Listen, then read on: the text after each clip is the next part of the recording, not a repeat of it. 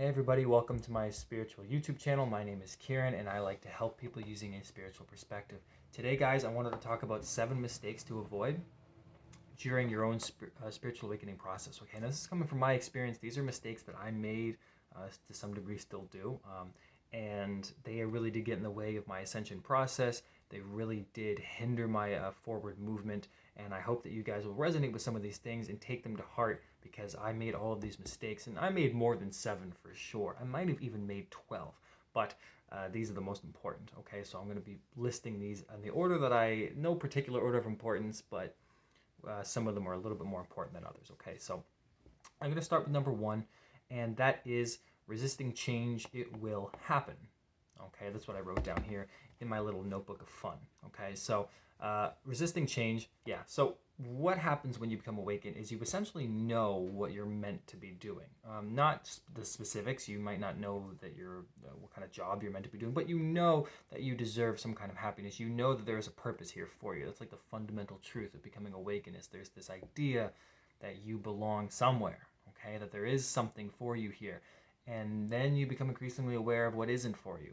And this could be food, it could be relationships, it could be specific people, it could be not pushing yourself out of your comfort zone, it could be drugs, it could be alcohol, it could be that strip club you won't stay away from. Okay, it's whatever is blocking you from your happiness, to blocking you from your core, blocking you from your soul, yourself. Okay, so these things that we resist, they will inevitably happen whether or not you want to or not. The quicker that you can implement these changes to go in them is going to help you exponentially. Resisting change is true of really any journey, of spiritual awakening or otherwise, because what's true about resisting change is that will always end up hurting you, okay, in the long run. It never helps to resist change, okay? Now, it doesn't mean it's easy. It doesn't mean that it's supposed to be easy. It just means that when you make this mistake of resisting the changes that you know you're supposed to make, what happens is that you have a goal in mind, to do something or to receive something, to get a manifestation, some desire, some wish, and you have that thing very, very close, but there is a change that you resist, and that change essentially slows you down, it blocks you, right? It sort of makes you heavier. And so what happens is that when you keep holding on to this thing, but you're trying to get to this thing is infinitely more powerful than this thing, because this thing, while you may want it, is unknown.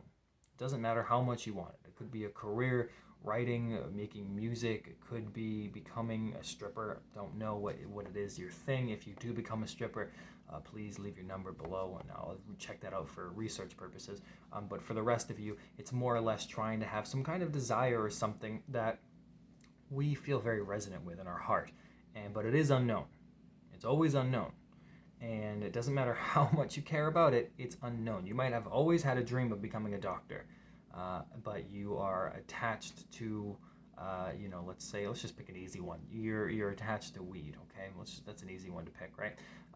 You can't let go of weed, or reed, which could be an ex-boyfriend, but you can't let go of weed, and that is slowing you down a lot. That was a very innuendo right there. You're slowing you down a lot, and that's causing you guys to really to stay stuck in place by going around this individual thing. And this is what you know. This is what you know. This weed is what you know, but this thing, this doctor, this dream is really what you want. But in order to manifest some kind of job or to manifest some opportunity within that field that you really want, this keeps getting in your way. So as much as you want this, you don't know what this feels like. You haven't experienced this yet. So it's easier to stay onto this. And that's why we resist change in the first place, because we don't have an alternative. Because not changing essentially means taking a leap of faith. It essentially means, well, this sucks, but this has to suck less. This has to be good, but I have to believe that it's going to be good. And I have to believe that it's going to be better than what I'm clinging on to now, which we don't know because we haven't experienced that. So all change is a leap of faith. You have to say to some degree, well, this is going to be better, this has to be better, because this isn't making me happy, or this is slowing me down, or this is blocking me, or this is keeping me trapped. It doesn't matter how comfortable I am with it, it's holding me back. And this is unknown, but I have to go towards that thing. You do have to go there. In order to get to B, you have to leave A, even if you've never been to B. Okay, but once you've been to B, it becomes much easier to understand, oh shit, A kind of sucks. I'm okay with B. And that's why change should be a gradual thing, and something that doesn't happen all in one day. That's very rare. One of the mistakes that we make with change is that we think we all have to do it at once, but that's impossible, and we have lots of relapses with that. But it's a gradual process, okay? So don't resist the change. It will happen anyway, so you may as well just start to make slow changes rather than just say, for instance, quitting weed all at once. You would want to sort of wean yourself off of it, okay? And it's not to say that you never can smoke it again. You're just saying, I just need to get to B. When you get to B, you can decide what to do with A. Okay, so let's move on to number 2, and that is don't get lost in the labels. You'll only get more confused. Okay, and this is really, really true, guys. There is an abundance of spiritual information, and spiritual information has spiritual labels, and those spiritual labels will put you into a box. And as soon as you put yourself into a box, you have automatically limited to yourself what you're able to achieve and what you're capable of. Okay, so when you attach a label to something, it doesn't matter if it's a soulmate, a twin flame, a star seed, I don't care what the label is. When you start to identify with that thing, that becomes a part of your personality. And then suddenly you develop a spiritual ego. Your ego just has another thing to stay comfortable in, and it doesn't want to grow past that. Labels will always, always, always confine you, put you into a comfort zone if you're not careful. Labels can serve a great purpose in the sense that you can find something, identify with it, and go, oh, that explains my current experience. But we make the mistake of staying because we think that a current experience is our future experiences, all of our experiences. But that's not true. Spiritual label will almost always just damn near destroy your life, okay?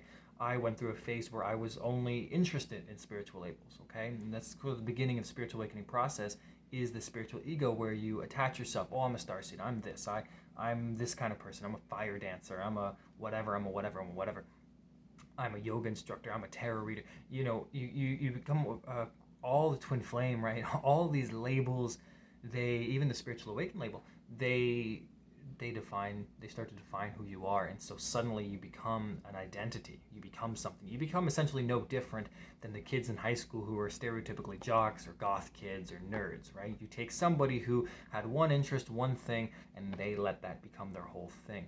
So if you make that mistake, you won't progress that far. You'll get overloaded by the insane amounts of information, by the insane amounts of labels, and you will get lost in it, and you'll start to identify with it, and that will cause arguments with other people unnecessarily, because you have to be from here and they have to be from there, but they don't like this, that you're that, and you know, one person thinks twin flames are bullshit, but they seem to be awakened anyway, and the other person thinks it's all, you know, it's really, really beautiful. And then you get two people that think twin flames are real, and they both think they're real, and then one person thinks, well, this is how it's supposed to be, and another person thinks this is how it's supposed to be, and everybody just fucking semantics and debates and arguments about something that's all esoteric nonsense anyway. The idea here, guys, is to stop limiting yourself and putting yourself in boxes. Always be willing to move on from the box that you've currently just put yourself in. Absolutely go inside a box, take a look around, but leave as soon as you're done. Don't stay, okay? You have to treat spiritual labels as if they were a store, okay? You go into the store and you buy what you need, or you look around and then you piss off because you're done, okay? You can come back to the store, you can buy things again, but don't stay. Don't overstay your welcome, okay? Number 3 is you don't have to go anywhere. You can find peace where you are, okay? Now, this is a huge mistake that I made, but I'm not necessarily certain I could call it a mistake, to be fair. And of course, these are all mistakes, meaning you should avoid doing them, but we can call them lessons. It doesn't matter. It's really up to you whether or not you want to choose to learn these. But this third one, it's not necessarily a mistake that I made it, but if I could redo it, I still would do it a little bit differently. But anyway, what I did is that I went all over the place, okay? You know, I drove across the country, across the United States, and twice, I guess, you know, once there, once back. Times where I wasn't eating for 3 days, stuck in some rest stop in Montana. Beautiful state, but not the rest stop. Rest stop is shit. And I traveled to Canada a couple times, where I'm at now, back to Pennsylvania, where I used to live, up to Ireland at one point to see if I could live in Europe for, look, I don't know what the fuck I was thinking. just doing things like traveling and shit like that. And so, because I had this idea that I had to go somewhere to find peace, that I had to be somewhere to understand something about myself. And that's the thing, is that you don't need to do that. And this isn't to suggest that if you feel like going somewhere to start new, you should do that, because that's what you're supposed to do. You're not supposed to stay stagnant in life. If you're in a place that sucks, you should go somewhere. But you shouldn't just go blindly, okay? And that's what happens is people in the awakening make a very big mistake, and they just seem to think that, oh, well, I'll be happy in Hawaii, I'll be happy in California. But the truth is, people are depressed in beautiful places too, okay? It doesn't matter where you go. You have to find some kind of peace within yourself first. So if you're thinking about making some sort of grand leap of faith, thinking of going somewhere, I encourage you to do so. But before you do any of that, I encourage you to take a look at yourself and try to find some last missing pieces before you make a big not a mistake, but a big jump like that, okay? Because you could end up what I did, which was constantly feeling unsettled where I was, and then leaving that place to think that the problem was where I was at. It wasn't the problem. The problem was who I was at that time. The problem was also where I was at, but I always ended up coming back to the same place because I never was able to have the discipline or the self-love to take care of myself in the present moment, which would have allowed me to maybe stay in some of those places to some degree of success. But all those places that I went, traveling all over the place, I came back with nothing other than experience. I didn't come back with friends. I didn't really come back with money. I didn't really come back with much. I just came back each time a little bit more stronger, a little bit jaded, a little bit more experienced, a little bit more understanding, a little bit more worldly, but a little bit more tired, a little bit more worn out, and a little bit disillusioned. Okay, so it's a process that you really want to avoid doing, even though that there's definitely going to be this great part of you that really does thirst for that. But I implore you to not make those same mistakes that I did, because they cost you very real world time and money. Okay. This is the first step here that will really cost you time on this planet. And time is really, as much as a sort of man-made construct as it is, really how you spend your time will determine how your life is lived. Okay, so number 4, and this is huge, don't compare your journey to anybody's. Okay, this is probably, honestly, it probably is one of the bigger ones here. When you compare your journey to somebody else's awakening journey, or just their own life journey, it doesn't matter if they're spiritually awakening, going through this process or not, when you compare, you're always going to be you're always going to be feeling shitty about it. Always. It doesn't matter. Okay, because you can compare yourself to somebody whose life sucks infinitely worse than yours, according to you, and that won't make you feel better. Very rarely does that ever make you feel better. And then you can, of course, compare yourself to somebody who seems to be doing better than you, and then that obviously doesn't make you feel better. When you compare your journey, you're essentially saying to yourself, to some sort of degree, maybe not verbally, but you're essentially saying to yourself, everything I'm doing is useless, it doesn't matter. And that's really what it comes down to with your own self-worth, your self-limiting abilities, is you look elsewhere for someone else's journey and you compare yourself and, oh, I should be doing this, I should be more farther ahead, I should be like this, I should be like that. That doesn't get you closer to your goals. That doesn't get you anywhere. It puts you behind where you already are, because you're making progress, then you stop, you look, you go, ah, shit, I should be there. And then what happens? You pull yourself back. You take a step backwards, sometimes even 2. Because when you compare yourself to the other person, what happens is you go, oh shit, what I'm doing is wrong apparently. I'm fucking up. I should be there. I should be this. I should be this kind of person. I should have these things. Even so, you don't see that you're heading towards those things in your own personal way. But you compare yourself, and then what happens is you go, fuck it. And you begin to self-sabotage. You begin to take a step back. You begin to get stuck in your head, and you stop moving. And then that limits you and causes you to just procrastinate and be stuck even farther. And then that's even worse when you compare yourself, because now not only have you self-sabotage, taking a step back, stop moving forward, you're now only looking at them, and now you're ruminating and being stuck. And meanwhile, those people don't give a shit. They're just moving forward anyway. Okay, it doesn't matter if their life is better or not. It's your life that you're trying to live, not theirs, right? And most people's lives aren't that great anyway, because the huge aspect of social media, of course, is that people only ever post themselves having a good time doing something, pictures of their cats, picture on a vacation, picture of their boyfriend or girlfriend, But nobody ever takes the picture of themselves crying at 2 a.m. in the morning and eating a whole bunch of donuts. Okay, nobody ever talks about those moments, post those moments, right? So we really have to stop comparing ourselves to other people, right? So number 5, and this is absolutely the biggest thing here, okay? Biggest point. Stop seeing the universe as something outside of yourself, okay? Your power is here and now, right? When you're watching this video right now, if you're watching this looking into my eyes, you are right here, right now. This is where your power is. The universe is with you right now, between me and you. That's it. Your idea of God, your idea of the universe, your idea of anything outside of you, anything that you think is above you, cross that out of your mind. It's inside of you. Because what happens when you think like that is anytime you do something good, you don't thank yourself, you thank something else. Anytime that something bad happens, you blame yourself. Or you think that you're doing something wrong. Okay? You either become a victim or someone else gets all the credit. Okay? Don't treat the spiritual process as the religion. Don't do that. You'll harm yourself. Certainly, definitely there's guides, there's angels, there are these energetic beings of love and light. I've experienced them myself, and I know them to be true. However, what you label them, what you call them, is highly irrelevant, because that's not where you're going to get your power from. Your power does not come from your angels or your spirit guides or this idea of God or this idea of the universe. That's not where it comes from. Your power comes from you, okay? The universe, you are experiencing this life, and life is experiencing you. The universe is experiencing you. You're experiencing life. Take that a step further. You're experiencing God. God is experiencing you, your source, and so on and so on and so on. It's all experiencing you, and you're all experiencing it. Don't look to outside. Close your eyes. Find some kind of feeling inside your heart that mimics confidence and power, that it comes as close as you possibly can to that idea, and then push yourself into it even more. Because that's where your power is.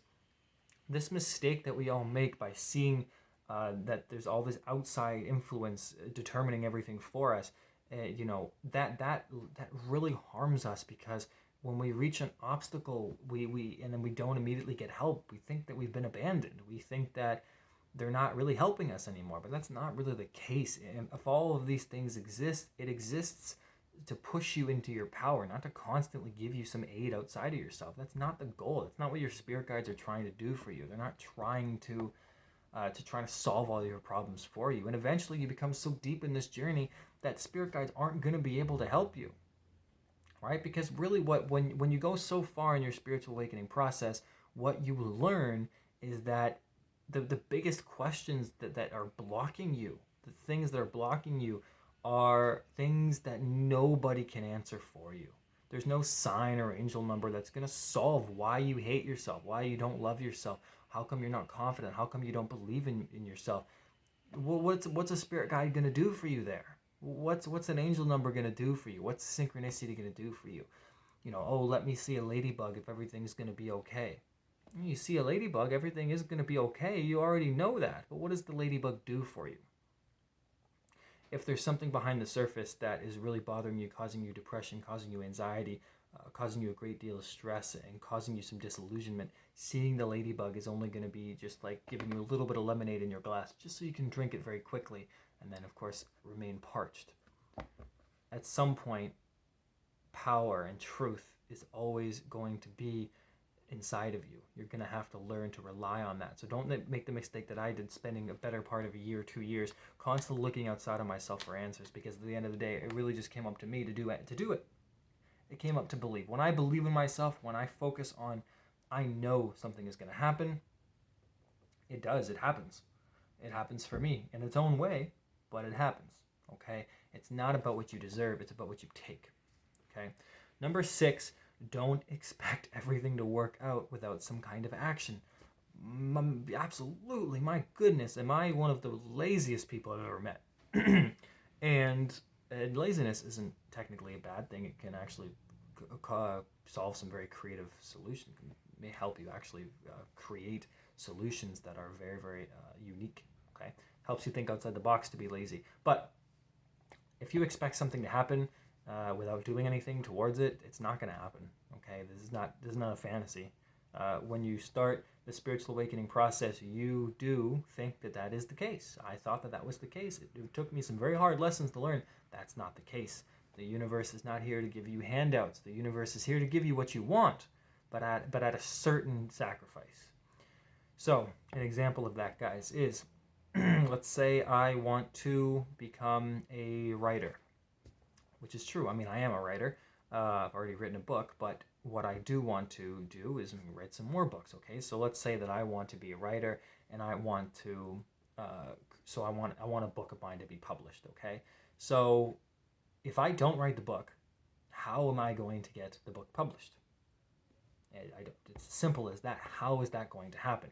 If you make music every day, or let's say you want to meet a music producer, you want to become something with music, and you're not making music every day, how are you going to meet that person? You have to put in energy into the things that you want to achieve in order to meet. So the universe will give you what you want, because it's you. You will give yourself what you want. I promise you, you will.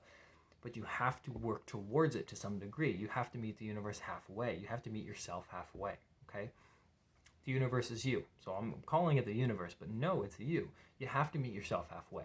You have to give yourself some sort of energy, some work output, okay? So if you want someone to notice you, recognize your work, recognize your talent, give you what it is that you want, that's coming, that's here, but you gotta meet it. You gotta go towards it, like we were talking about earlier with A to B. If you want B to happen, well, you've got to start traveling towards it. B's there waiting for you. It's already existing. It already exists in the future because time isn't really real, so it already exists. You just have to live in the moment to get there, day by day until you reach B. It will happen, guys, but just don't expect everything to work out without taking some kind of action, okay? You have to do something. Again, going back to me traveling all over, was I saving up money? Was I spending it wisely? Was I taking care of myself? No, I wasn't. I was just thinking that I would find answers somewhere else, but no, that wasn't true, because I needed to stop and I needed to look at myself. But I didn't. I wasn't willing to do it at the time, so things didn't work out. So, number 7. This is really good. Stop caring so much. The universe isn't going to spank you. That's so true, guys. Stop giving a shit about everything. Stop it. Stop caring. Okay? It doesn't matter. Here, guys, let me put it to you like this, okay? This is a tarot card. It's the 8 of Cups, walking away from things, okay? That don't serve you. So this is the 8 of Cups. Now, I like this tarot deck, okay? I enjoy this. Now, I have a spiritual, let's say, calling to do tarot readings is what I do, okay? Now, I care about these tarot cards. I like tarot cards. And I feel like I work with the spiritual energies when I use tarot. Now, how much I care about tarot will greatly depend, or greatly directly relate towards my stress and my anxiety. If I really, really care about doing tarot, doing a good job, then the slightest hiccup is really bad. And then I think if I don't do it every day, the universe is going to spank me, that it's going to hurt me, that something bad's going to happen unless I do something. But that's not good. Again, that's more of a religious conditioning. Don't treat spirituality like religion. And if I care so much, I'm not able to let go. I'm afraid. I'm afraid that there's some energy is going to hurt me if I don't do what I think I'm supposed to do, right? But here's the truth. Look, doesn't matter if I toss the card, I throw the card, I fucking burn the card. Nothing bad's going to happen to me. It doesn't matter. Now, I'm not going to do that because I like this card. I'll toss it a little bit, but I'm not going to burn it because it doesn't matter. It doesn't matter. Nothing bad's going to happen to you if you do go off on some little journey, or you do decide to pursue some path, or maybe you take a day off, or even maybe you've been working really hard and then you know what, you have a day where you eat a bunch of food or you smoke some weed or whatever it is you're doing. It doesn't matter. Nothing. The universe isn't here to punish you and hurt you and hit you and spank the shit out of you when you've been bad. Save that for your sex life, okay? Don't think that you're going to get spanked every turn. Don't look over your shoulder constantly. That's fear energy. That's not how the universe works. The universe works in love. That's not how you work. You work in love. And you might not think that you work in love, but you do. You really do. And so you have to focus in on that. It's really just about how you feel at the end of the day, rather than what you think is going to happen to you, okay? So I hope that these messages helped you guys.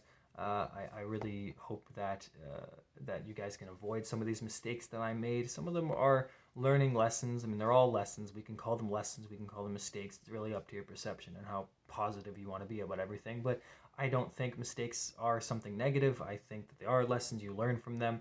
I wouldn't change any of these mistakes that I made. However, if I could go back and do them, I suppose I would do them differently. So maybe I would. But what I'm saying is that it is what it is for my life, okay? But for those of you who are thinking about taking some of these or doing some of these mistakes, I implore you to listen to some of my words, some of these signs here, and just take a moment and pause and reflect and consider what might happen if you continue making these mistakes, because you might be making your life a little bit harder than it needs to be. Okay, guys? So that's it for today. I really, really appreciate you guys watching, and we'll talk soon later on in the week. Okay, guys. Thanks so much. Bye-bye.